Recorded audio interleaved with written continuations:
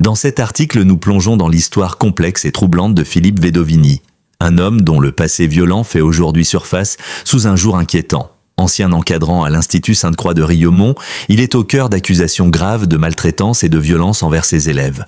Mais son rôle dans la disparition d'Émile, son petit-fils, reste un mystère que l'enquête tente toujours de résoudre. Comment un grand-père avec un passé aussi sombre peut-il être lié à une telle tragédie? Restez avec nous pour découvrir les révélations qui secouent cette affaire. Et n'oubliez pas de vous abonner à notre chaîne pour ne rien manquer. Regardez la vidéo et plongez dans les détails de cette histoire fascinante. Le passé troublé de Philippe Vedovini. Philippe Vedovini, aujourd'hui connu comme étant le grand-père d'Émile, a un passé qui ne cesse de hanter les mémoires des anciens élèves de l'Institut Sainte-Croix de Riaumont. Ce nom, associé à une figure religieuse et autoritaire, est aujourd'hui devenu synonyme de violence physique et psychologique infligée à de jeunes enfants. Ancien encadrant dans cet établissement catholique, Philippe Vedovini a été accusé à plusieurs reprises par des victimes d'avoir usé de son pouvoir et de son autorité pour maltraiter, frapper et terroriser ses élèves. Si ces accusations n'ont jamais donné lieu à des poursuites judiciaires, elles ont néanmoins marqué les esprits et révélé une facette sombre de l'homme qui,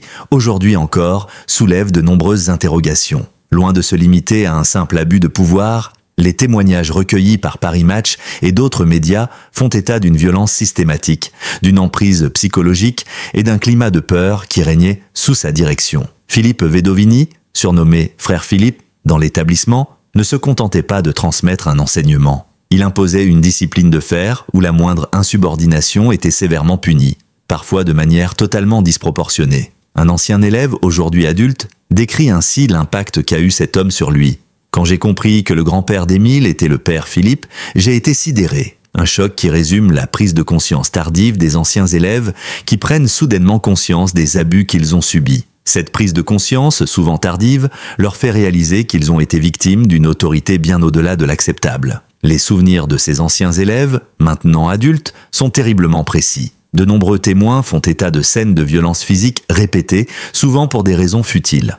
Un autre ancien élève, encore marqué par cette époque, raconte comment il était régulièrement frappé sans raison apparente. « Je le revois nous frapper de manière acharnée, se délecter de nous donner des tapes violentes pour rien », raconte-t-il. Ces scènes de violence ne semblaient pas avoir de limite et Philippe Vedovini semblait se nourrir de la terreur qu'il suscitait parmi ses élèves. Un climat de peur régnait, instaurant une atmosphère où la moindre erreur pouvait être sévèrement punie. Les coups portés par Philippe Vedovini ne se limitaient pas aux simples punitions. Un incident particulièrement marquant, relaté par plusieurs anciens élèves, met en lumière la brutalité du personnage. Lors d'une occasion où un élève encore très jeune tarda à se rendre au réfectoire, Philippe Vedovini l'aurait violemment attrapé et jeté du haut des escaliers. L'élève, âgé de seulement 13 ans, se retrouva propulsé dans les airs avant de s'écraser violemment au sol. Ce genre d'incident, qui aurait pu finir tragiquement, est malheureusement l'un des nombreux exemples du climat de violence auquel ces jeunes étaient soumis.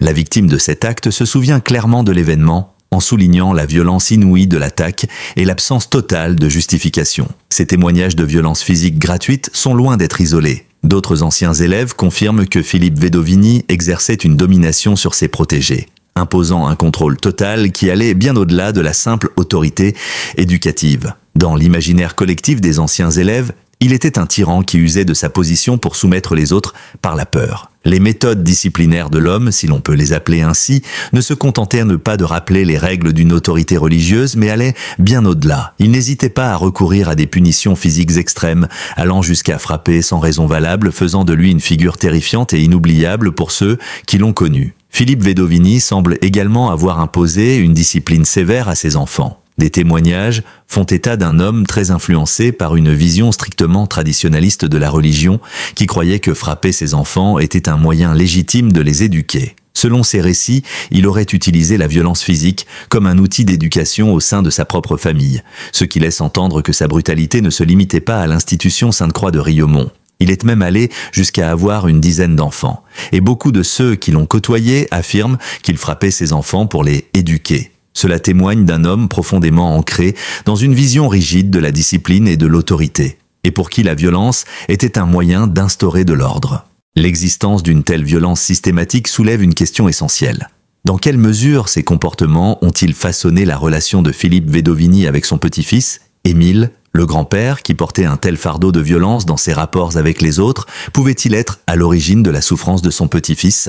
Les événements tragiques qui se sont produits récemment autour de la disparition d'Émile viennent ajouter une couche d'incertitude à cette histoire déjà complexe. Les éléments de son passé viennent aujourd'hui hanter les esprits et alimenter les doutes. Le mystère autour de cette disparition reste entier et la relation avec son grand-père devient un axe central de l'enquête, alors même que Philippe Vedovini se retrouve toujours présumé innocent dans cette affaire. Ainsi, le passé trouble de Philippe Vedovini, cet homme à la fois religieux et brutal, refait surface dans l'histoire d'Émile. L'héritage de violence qu'il semble avoir laissé derrière lui n'a cessé de hanter ses victimes. Et aujourd'hui, ses anciens élèves se retrouvent à confronter leur passé et à se poser des questions sur la véritable nature de cet homme et de ses actes. La manière dont Philippe Vedovini exerçait son autorité, son recours à la violence comme moyen de contrôle et son approche radicale de l'éducation font de lui une figure énigmatique et inquiétante dont l'impact sur la vie d'Émile ne peut être ignoré. Le mystère persiste autour de ce personnage complexe et la lumière devra être faite sur son rôle dans cette affaire dramatique.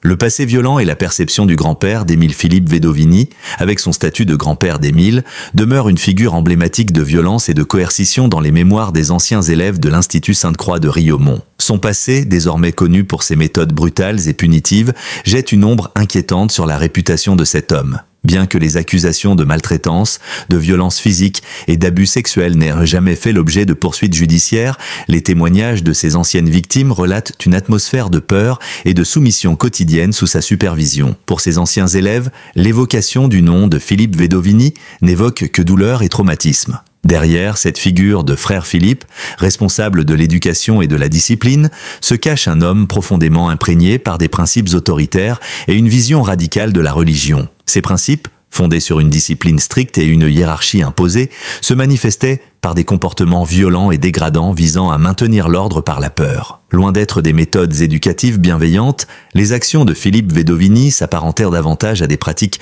coercitives, marquées par une brutalité gratuite qui laissait des traces indélébiles sur ceux qui en étaient victimes. Si aujourd'hui encore, beaucoup de ces anciens élèves témoignent des abus subis à l'époque, c'est aussi pour attirer l'attention sur les dysfonctionnements de l'institution qui a permis de telles dérives. L'ampleur de la violence exercée par Philippe Vedovini semble s'être déployée bien au-delà des murs de l'établissement scolaire. L'épisode d'une bagarre, relaté par un autre ancien élève, en témoigne. Il lui a cassé la gueule devant tous les élèves, raconte-t-il. Un affrontement brutal qui se termine dans une scène sanglante où l'élève frappé s'effondre au sol couvert de blessures. L'agression ne se limite pas à un simple conflit, mais se transforme en un acte de violence publique et gratuite. Après cet incident, Philippe Vedovini, comme à son habitude, s'est enfui en laissant derrière lui une victime ensanglantée, mais aussi une classe profondément choquée par l'ampleur de la violence. Ce genre de scène ne semblait pas être un cas isolé. Pour les élèves qui y assistaient, la violence devenait une norme, une réalité inébranlable du quotidien. Les témoignages recueillis mettent également en lumière une attitude plus globale du frère Philippe envers ses élèves, en particulier ceux qu'il considérait comme récalcitrants. Pour ceux qui tardaient à se conformer à ses attentes ou qui s'opposaient à ses règles, il devenait un monstre impitoyable. Les enfants qui se distinguaient par leur rébellion ou leur insolence étaient rapidement soumis à des punitions physiques qui semblèrent de plus en plus sévères et dénuées de justification. Un élève se souvient particulièrement d'un incident où il a été frappé de manière répétée pour avoir simplement tardé à se rendre au réfectoire. Philippe Vedovini l'aurait attrapé et jeté avec une violence inouïe du haut des escaliers. Cet acte qui aurait pu avoir des conséquences dramatiques est un exemple frappant de l'abus de pouvoir dont il faisait preuve. Le jeune garçon, âgé de 13 ans à l'époque, s'en est sorti sans trop de blessures, mais cette scène demeure gravée dans sa mémoire, comme un symbole d'une autorité débridée et injustifiable. Outre ces incidents de violence physique, un autre aspect du comportement de Philippe Vedovini ressort de manière préoccupante, son approche de la famille et de l'éducation. En effet, plusieurs anciens élèves font état de rumeurs selon lesquelles l'homme appliquait les mêmes principes autoritaires et violents au sein de sa propre famille. Il aurait exercé une discipline extrêmement stricte envers ses enfants, les frappant parfois dans un but éducatif. Cela pourrait expliquer en partie son attachement à la religion traditionnaliste et à une vision rigide de l'éducation, fondée sur la peur et la soumission. Il frappait ses enfants pour les éduquer, affirment certains témoins. Ainsi, la violence ne se limitait pas à son rôle d'éducateur dans l'institution, mais s'étendait aussi à son rôle de père, où l'autorité et la discipline extrême semblaient être des outils incontournables pour élever ses enfants. Il est également important de souligner que Philippe Vedovini, malgré son attitude brutale, a toujours été perçu comme un homme très attaché à ses convictions religieuses. Sa foi profonde et son rôle d'enseignant au sein d'un établissement catholique lui ont permis de cultiver un pouvoir presque absolu sur ses élèves. En intégrant la dimension religieuse à son autorité, il parvenait à légitimer ses actes violents, les présentant comme nécessaires à l'éducation spirituelle et morale de ses élèves. Cette instrumentalisation de la religion pour justifier des comportements extrêmes fait d'autant plus froid dans le dos. Il semble que ces convictions les poussaient à considérer que la violence était une forme de purification, une manière d'éradiquer ce qu'il jugeait comme des défauts moraux ou spirituels chez les jeunes qu'il encadrait. C'est peut-être ce mélange de croyances religieuses et de violence autoritaire qui a forgé sa personnalité et ses méthodes pédagogiques. Ce que Philippe Vedovini considérait comme une discipline était, pour ses élèves, une série d'abus et de traitements cruels. Il ne s'agissait pas simplement de faire respecter les règles ou d'enseigner des valeurs chrétiennes. Il imposait une vision du monde où l'autorité se plaçait bien au-dessus de tout autre principe humain. Cette approche a naturellement engendré un climat de terreur qui a marqué les esprits et continuera de hanter ceux qui ont été victimes de cette autorité oppressive. La question du grand-père d'Émile, aujourd'hui présumé innocent dans l'affaire de la disparition de son petit-fils, reste donc pleine d'incertitudes. Mais au regard des témoignages accablants relatifs à son passé, il est difficile de ne pas voir un lien entre son comportement de père Philippe et les événements tragiques qui secouent sa famille aujourd'hui. Les anciens élèves qui l'ont connu comme un tyran se demandent légitimement si l'homme qui frappait ses enfants dans un but éducatif a pu exercer la même violence sur Émile, un enfant qu'il connaissait intimement. Les similitudes entre la méthode éducative de Philippe Vedovini et la disparition de son petit-fils laissent planer un doute lourd et inquiétant. Aujourd'hui, plus que jamais, le mystère autour de Philippe Vedovini et de ses actes passés reste entier, alimentant les spéculations et les interrogations des médias, des enquêteurs et du public. La vérité sur son rôle dans l'histoire de la disparition d'Émile doit encore être mise en lumière, mais son passé trouble et ses méthodes violentes en font un personnage d'autant plus énigmatique et potentiellement impliqué dans les événements tragiques qui se sont déroulés. L'énigme du grand-père d'Émile et l'impact de son passé. La figure de Philippe Vedovini, grand-père d'Émile, est aujourd'hui au centre d'une tourmente médiatique et judiciaire. Si son passé violent à l'Institut Sainte-Croix de Riaumont et ses méthodes éducatives autoritaires ne sont plus un secret pour personne, la question qui demeure est de savoir quel rôle, s'il en a eu un, il a joué dans la disparition de son petit-fils.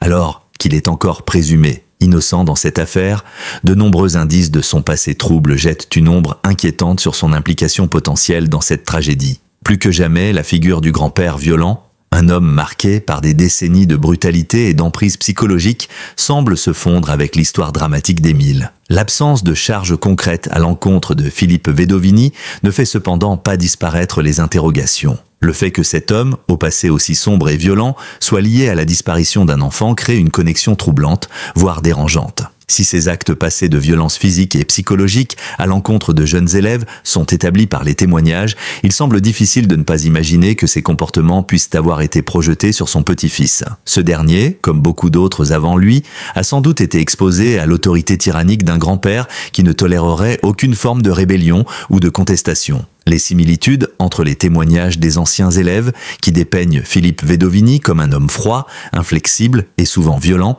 et les éléments qui émergent autour de la disparition d'Émile nourrissent des spéculations inquiétantes. L'attitude de Philippe Vedovini envers ses enfants, marquée par des méthodes éducatives brutales, laisse entrevoir la possibilité que, dans le cadre familial, il ait aussi fait preuve d'un autoritarisme excessif. Un ancien élève évoque des comportements de domination systématique et de maltraitance psychologique qu'il a subis. Des comportements que l'on pourrait envisager dans un cadre familial, en particulier dans la relation grand-père-petit-fils. Ce climat de peur pourrait bien être celui auquel Émile a été exposé sans que quiconque en ait conscience. Peut-être qu'Émile, à l'instar de ses jeunes victimes dans le passé de Philippe Vedovini, était un enfant sous l'emprise d'un grand-père qui imposait sa volonté par la violence et la terreur. Le mystère qui entoure la disparition d'Émile reste toutefois complexe et difficile à résoudre. Si certains éléments laissent supposer que la violence de Philippe Vedovini pourrait avoir eu un rôle dans l'affaire, d'autres aspects restent flous et ne permettent pas de tirer de conclusions hâtives. Philippe Vedovini, aujourd'hui âgé, est toujours présumé innocent, et aucun lien direct entre sa violence passée et la disparition d'Émile n'a été formellement établi par les enquêteurs. Pourtant, La figure de cet homme au passé de violence systématique, alliée à la douleur des parents d'Émile, pousse de nombreux observateurs à se demander si cet ancien frère violent n'a pas été d'une manière ou d'une autre impliqué dans cette tragédie. La famille de Philippe Vedovini, bien qu'elle n'ait pas encore été mise en cause directement, fait l'objet d'une attention particulière. L'influence du grand-père dans la vie de ses enfants et de ses petits-enfants est aujourd'hui scrutée sous un autre angle. À mesure que de nouvelles révélations sur sa personnalité et ses pratiques apparaissent, l'idée que Philippe Vedovini pourrait avoir joué un rôle dans la disparition de son petit-fils prend de plus en plus d'ampleur dans l'imaginaire collectif. L'absence de preuves concrètes ne permet pas encore d'éclaircir cette relation. Mais il devient difficile de ne pas imaginer que la violence qu'il a infligée à d'autres pourrait se retrouver, d'une manière ou d'une autre, dans le contexte de la disparition d'Émile. Les enquêteurs se trouvent dans une position délicate. D'un côté, Philippe Vedovini reste un homme présumé innocent et n'a pas été formellement mis en cause dans l'enquête. De l'autre, son passé, tout comme la façon dont il exerçait son autorité, laisse une empreinte indélébile sur l'enquête. Le mystère du grand-père reste entier et son rôle dans la disparition de son petit-fils demeure une question brûlante et angoissante. Si l'on ne peut pas encore affirmer que Philippe Vedovini est directement impliqué, son passé troublant continue d'alimenter les spéculations. L'omniprésence de la violence dans sa vie, son emprise psychologique sur ses enfants et ses élèves, et la manière dont il a façonné les esprits autour de lui rendent cette affaire d'autant plus complexe et tragique. L'hypothèse selon laquelle la violence et le contrôle imposés par Philippe Vedovini aient eu un impact direct sur Émile devient ainsi de plus en plus plausible. Un enfant sous l'emprise d'un tel individu aurait pu être manipulé, terrorisé, voire contraint à des actes sous la pression de l'autorité d'un grand-père tyrannique. L'influence que cet homme a exercée dans son entourage, tant sur ses élèves que sur sa propre famille, est peut-être le facteur clé de l'enquête. Si l'on parvient un jour à établir un lien direct entre Philippe Vedovini et la disparition d'Émile, cela marquerait un tournant majeur dans cette affaire, ajoutant une dimension tragique et effrayante à une histoire déjà bien trop complexe. Dans l'attente de la vérité, la figure de Philippe Vedovini, qui semblait autrefois être un simple grand-père, est désormais une énigme inquiétante. Et l'ombre de ses actes passés continue de hanter les enquêteurs et le public. Les révélations sur son passé violent, bien que n'étant que des indices à ce stade, laissent présager des conséquences dramatiques. L'histoire de Philippe Vedovini et de la disparition d'Émile, encore pleine de mystères, pourrait bien être bien plus étroitement liée qu'il n'y paraît. Le grand-père d'Émile, avec ses nombreux secrets et son histoire trouble, pourrait bien être la clé pour résoudre cette énigme tragique. Merci à tous d'avoir pris le temps de regarder cette vidéo jusqu'à la fin. Nous espérons que vous avez trouvé ces révélations intéressantes et que cette affaire vous a captivé autant que nous. N'oubliez pas de vous abonner à notre chaîne pour ne pas manquer nos prochaines vidéos sur des sujets aussi fascinants et intrigants. Nous apprécions vos retours, alors n'hésitez pas à laisser un commentaire pour partager vos réflexions ou poser des questions. Votre avis est important pour nous? Restez connectés, car de nouvelles vidéos passionnantes arrivent bientôt. Merci encore pour votre fidélité et à très bientôt sur notre chaîne.